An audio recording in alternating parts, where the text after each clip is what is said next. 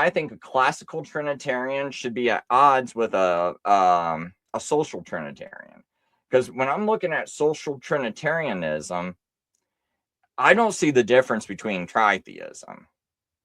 Now, I know they act like they're nowhere near tritheism, but like really sit there and try to honestly go through the differences, and I'll show you why it just seems to be like someone went and just switched the labels on tritheism. I'm about ready to get into that.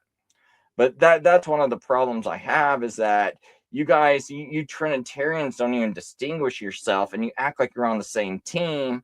And if it's not a very big deal for you to be a classical Trinitarian or a social Trinitarian, if you don't, if even if you call yourself a classical Trinitarian, I just lump you in with the social Trinitarians, because I listen to hundreds of hours of various guys, and when I never hear them make one complaint against the social Trinitarians, even if they call themselves classical Trinitarians. So I'm starting to wonder if any of these guys know what they're really talking about. And to be honest, when I listened to him debate this guy named Caleb Kushner, who runs this channel called God is Walking on Water, when Albert debated him, it sounded like he switched models. And a lot of these guys, when they do their panels, it sounds like they're switching Trinitarian models. And those models are not compatible.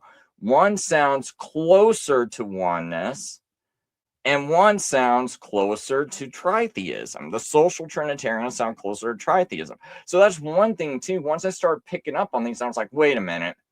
These guys are mixing all their arguments together. Or sometimes it sounds like they actually see things like a tritheist or a social Trinitarian, but then when someone starts to kind of, put them into a corner and go, wait a minute, you're sounding kind of like a tritheist.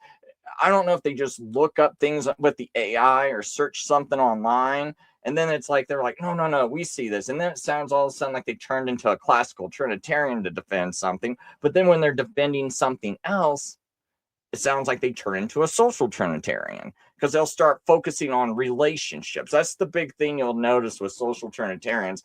It's like they'll be like, oh, doesn't it sound like, two different persons talking to each other? It sounds, like two different guys, like, Tom and Bill having a conversation. Doesn't it kind of sound like that? So when they start to talk about the Trinity like that, and they put a lot of focus on that, they're normally a social Trinitarian.